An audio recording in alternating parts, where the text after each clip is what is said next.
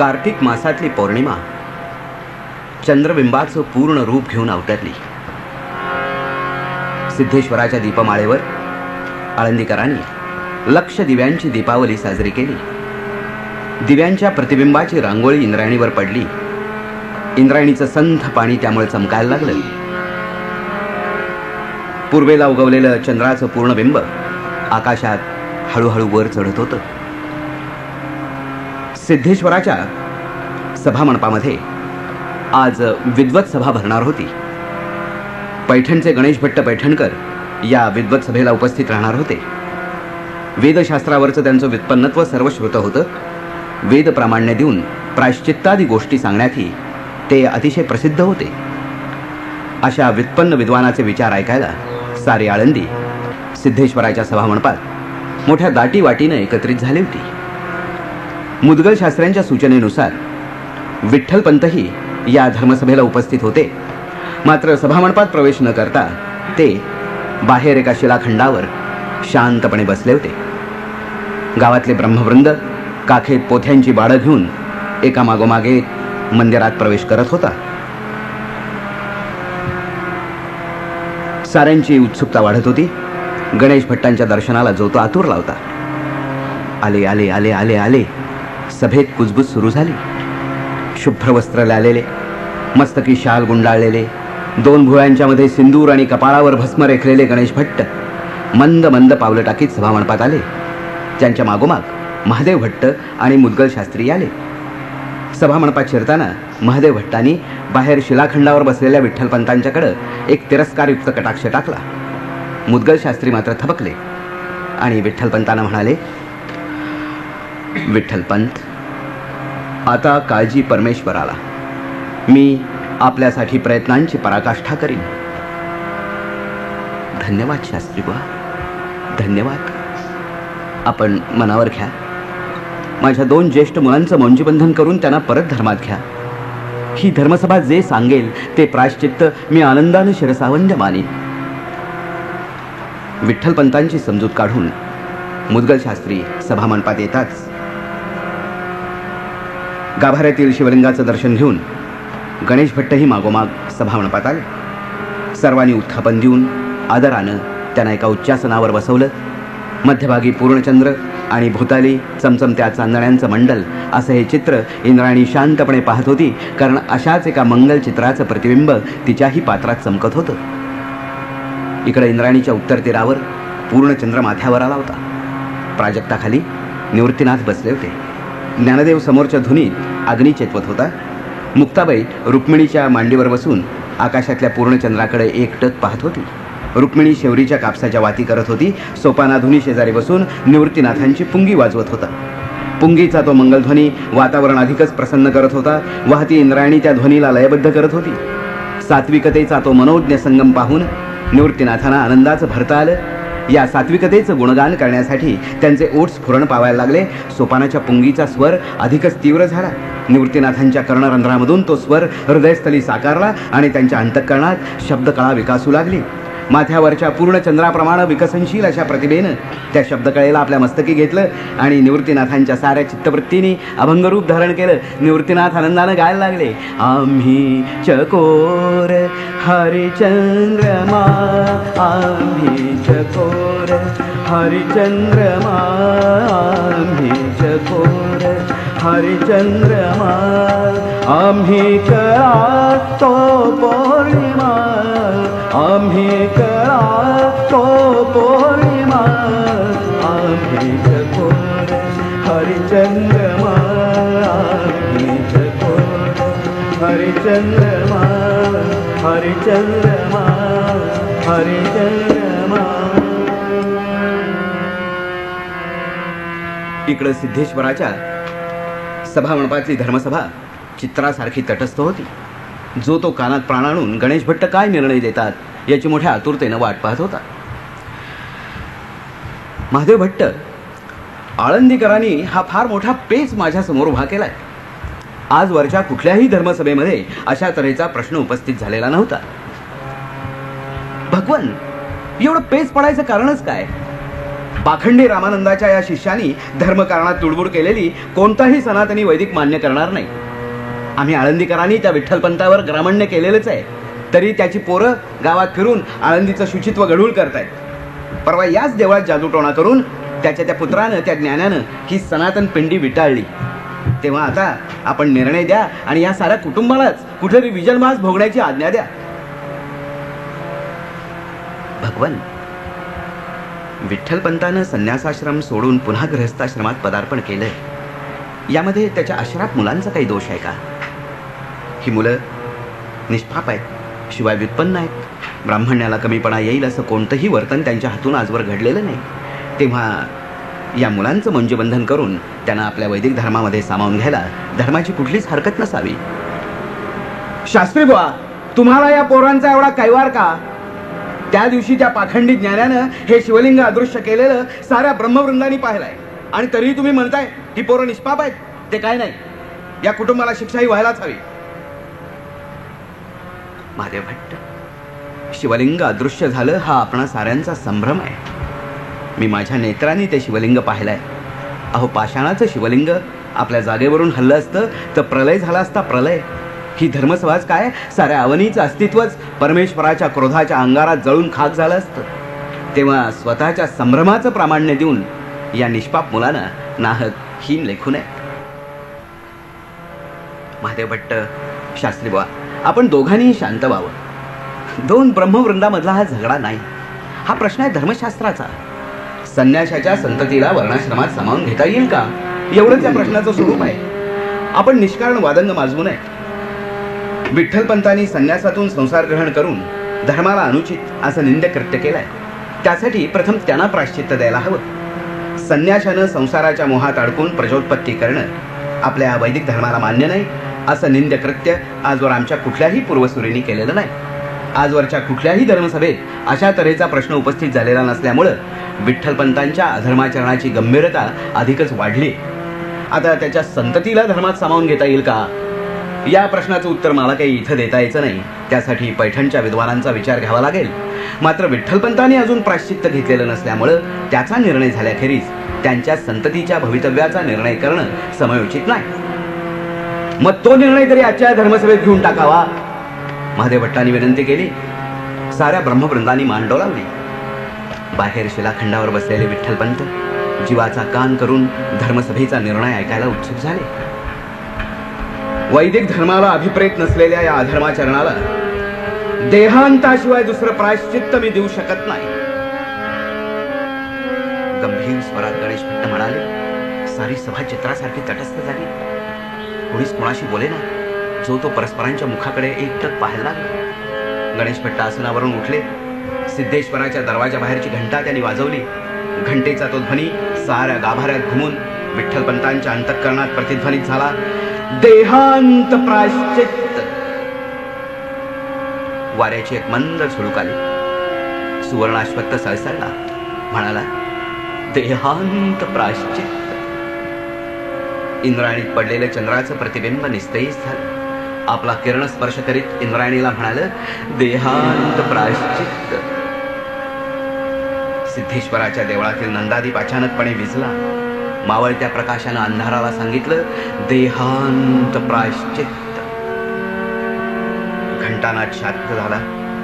अश्वस्थ तटस्थ झाला. इंद्रायणी स्तब्ध झाली. अंधार तीव्र झाला.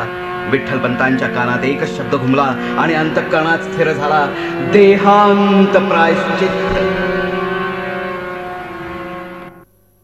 प्रहर रात्रीचा प्रशांत समय.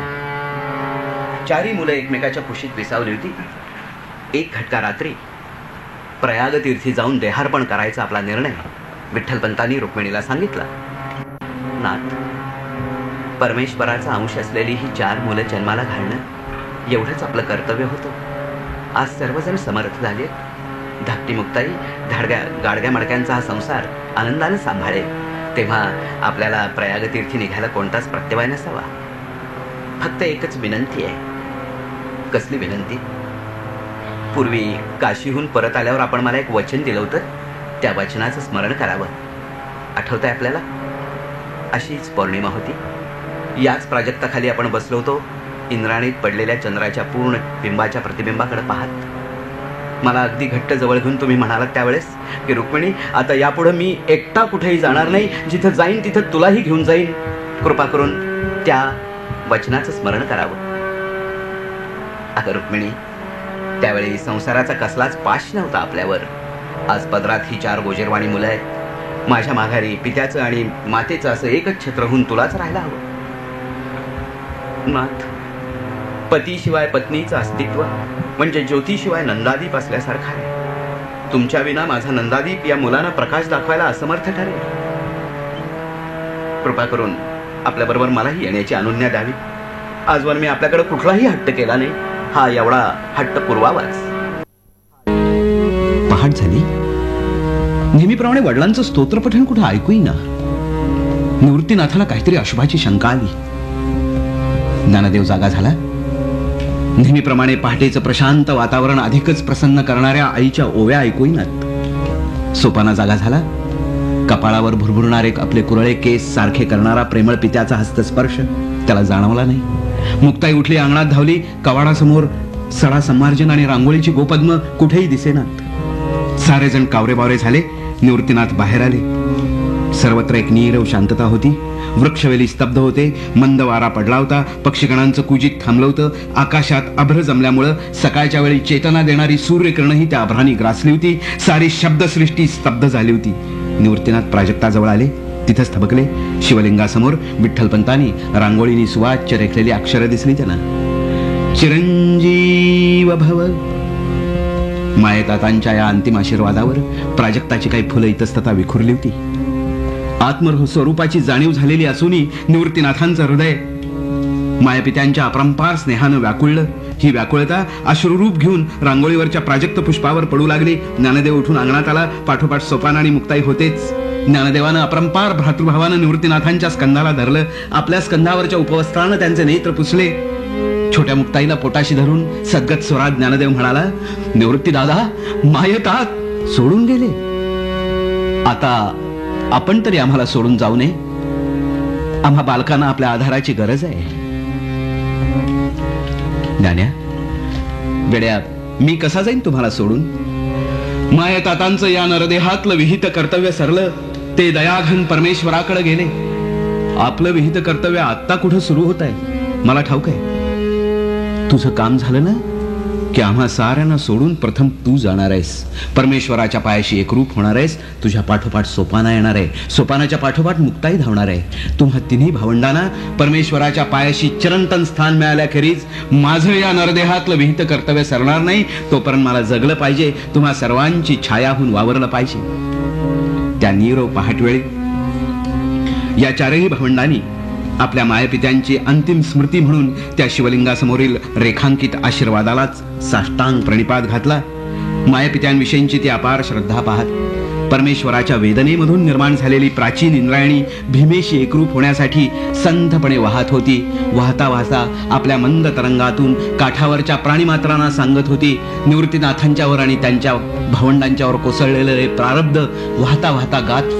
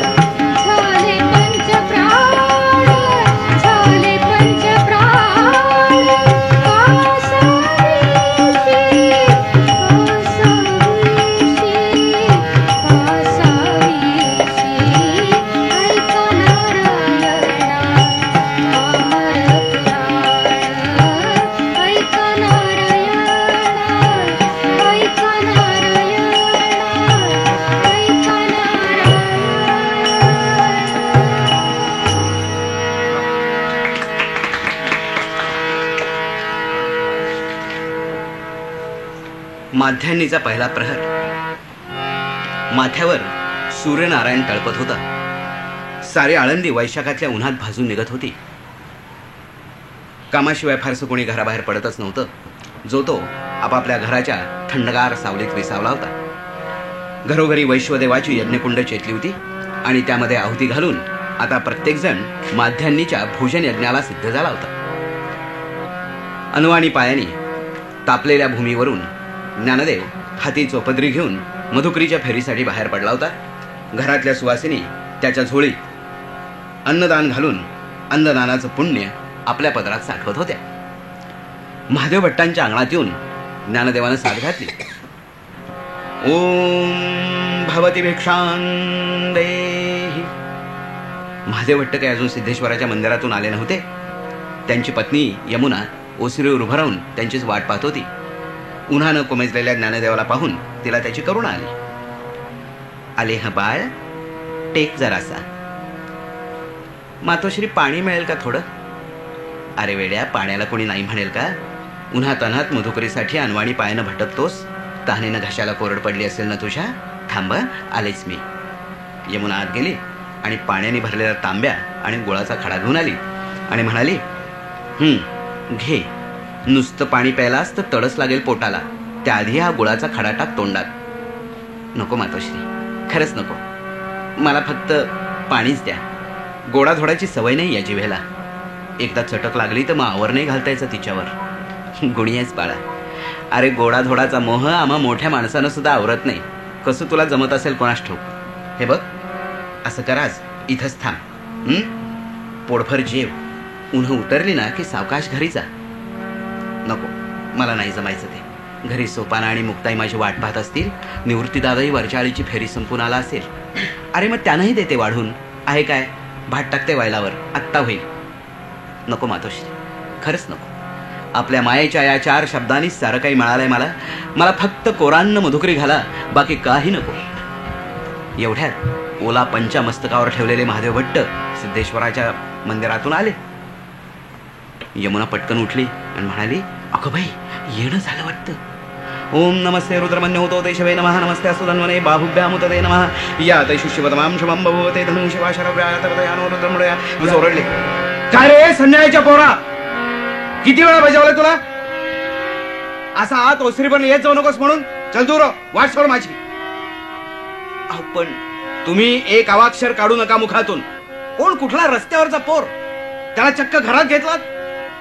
भूदेव, तू तोंड वर करून बोलू नकोस ते काट्या. चल, चालता इथून. आपण मधुकरी वाढायची त्याला अजून. मग जी काय भीक घालायची आहे ती घाला त्याच्या चौपदरी आणि द्या हकलून. शिवारे शिवारे, सारा भ्रष्टाचार चाललाय.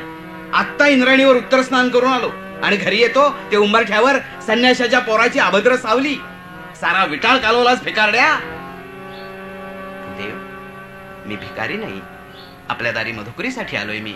कृपा करून मला भिकारी म्हणू नये. मधुकरी काय आणि भिकारी काय, दोघही याचकच. मला ज्ञान शिकवतोय. चल, चालता हो इथून. उचल ती चौपदरी. जातो भूदेव. मधुकरी हे इच्छादान असतं. आपली इच्छा नसेल तर मला तरी आपल्या दारी मधुकरीसाठी चौपदरी पसरण्याचा काय अधिकार आहे? ज्ञानदेवा, मातोश्री, आपल्या डोळ्यामधून पाझरणाऱ्या या अश्रुगंगेमध्ये 1000 सरितांचं पुण्य आहे. आपण एका शब्दानं का होईना मला मायेचा आधार दिलात. परमेश्वर आपल्याला सदैव सुखी ठेवील. थांब ज्ञानदेवा, अरे एवढी मधुकरी तरी स्वीकारून जा. तुम्ही आहात वापवादी. या अवलक्षणी काट्याची सावली उंबरठ्यावर पडलेली पुन्हा मला खपायचं नाही. मारे आशीर्वाद देतोय. तोंड बघाय धर्मदंडाचं. भूदेव, वेदामधून सांगितलेला माणूस धर्म कुणा अनामिक मनुष्यानंच सांगितला ना. सर्वाभूती एकच परमेश्वर नांदतो, हीच तर साऱ्या वेदांची शिकवण आहे. मग माझ्यासारख्या अजाण बालकाची सावली पडून आपला धर्म बुडतो हे काही बुद्धिवादाला पटत नाही. वेदांची चर्चा मायाशी करतोस, या महादेव भट्टाशी. अरे जीभ झडून कशी गेली नाही तुझी? संन्यासामधून गृहस्थाश्रमात येणाऱ्याला धर्मानं देहदंडाची शिक्षा सांगितली आहे. धर्मानं देहदंडाची शिक्षा सांगितली आणि मायताताने ती आनंदानं स्वीकारलीही. आणखी काय हवाय आपल्या धर्माला आमच्याकडून प्रायश्चित्त म्हणून? काय करावं आम्ही? कुणाकडे जावं? ते जाऊन तुझ्या त्या मूर्ख आई बापांनाच विचार. संन्याशाच्या पोरांनी काय करावं? सांगू, आधी जन्मालाच येऊ नये आणि आलीच तर मरावं. चल चालताव इथून. ज्ञानदेवाच्या डोळ्यातून एक अश्रू ओघळला आणि महादेव भट्टांच्या अंगणात पडला. मागं वळूनही न पाहता ज्ञानदेव झपाट्यानं बाहेर पडला. यमुना धावत दारापर्यंत आली. तिच्या हातातलं नैवेद्याचं पान निसटलं आणि ज्ञानदेवाच्या अश्रूनं भिजलेल्या भूमीवर पडलं. ती दारात आली. ज्ञानदेव मागं न बघता समोरच्या वळणावर वळून दिसेनासा झाला. वावटळीत सापडलेल्या जीर्ण पर्णाप्रमाणे दिशाहीन ज्ञानदेव चालत होता. स्कंदावरची भिक्षेची झोळी हलकावे खात होती. पायाखालचे तापलेल्या भूमीचे चटके तळपायांना जाणवतच नव्हते. सारं मनच आतून पेटलं होतं. तिथे त्या शारीरिक दुःखाची पर्वा ती कशाला करायची? महादेव भट्टांनी केलेल्या अपमानामुळे अंतःकरणात सहस्र शाल्य बोचत होती. संन्याशाच्या संततीनं काय करावं? आधी जन्मालाच येऊ नये आणि आलीच तर मरावं. संन्याशाच्या संततीनं मरावं. श्रेष्ठांनीच अशी अवहेलना केल्यावर कनिष्ठांनी पाहायचं तरी कुणाकडे? उपनिषदांचं श्रेष्ठ तत्वज्ञान आजवर याच ब्राह्मणांनी मुखोद्गत करून संरक्षिलाय. अपौरुषेय वेदऋषा त्यांनीच प्राणापलीकडे जतन केलेत. मग सर्वाभूती एकच परमेश्वर आहे हे पूर्ण सत्य अजून त्यांना कसं उमगलं नाही? वेदाला चातुर्वर्ण्य अभिप्रेत नाही. मग श्रेष्ठ कनिष्ठतेच्या सीमा पाडून हा वर्णाश्रम कुणी निर्मिला? का निर्मिला? अंत्यजाला जर परमेश्वरानं वाणी दिली तर त्या वाणीला वेद न म्हणण्याचं हे बंधन कुणी घातलं? का घातलं? वेदामधील यज्ञकर्म कर्मकांडाचा बडीवार माजल्यामुळं सर्वसामान्याला शापवत वाटायला लागलाय. देहशुद्धीसाठी 4 वेळा स्नान करणारा चातुर्वर्ण्याचा हा अध्वर्यू स्वतःच हे तामस रूपच वेद प्रामाण्य म्हणून मिरवतोय. मग वेदामधले ते शांतिमंत्राचे घोष कुठे गेले? कुणी हरवले? सर्वेत्र सुखिनः सन्तु सर्वे सन्तु निरामयः सर्वे भद्राणि पश्यन्तु मा कश्चित् दुःखमाप्नुयात्.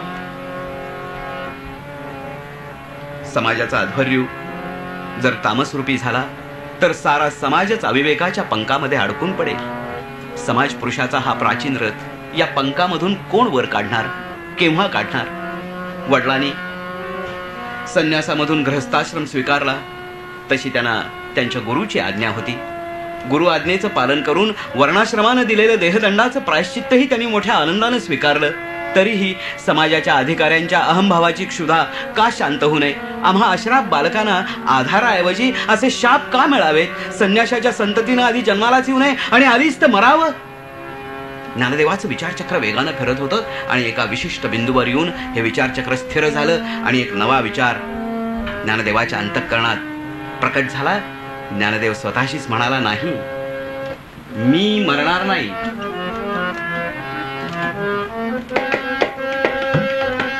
मी मरणार नाही.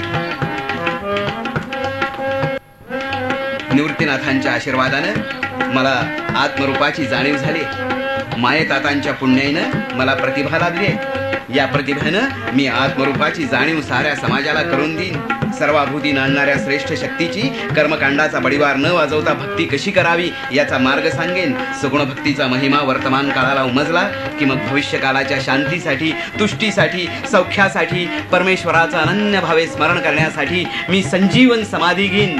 मी मरणार नाही, कदापिही मरणार नाही. जोपर्यंत माणसाला वेदना आहे तोपर्यंत या समाधीत मी जिवंत राहीन. जोपर्यंत कर्मकांडाचा बडीवार आहे तोपर्यंत मी सगुण भक्तीचे अभंग गात राहीन. जोपर्यंत माणूस आहे तोपर्यंत मी माणूस धर्म सांगतच राहीन.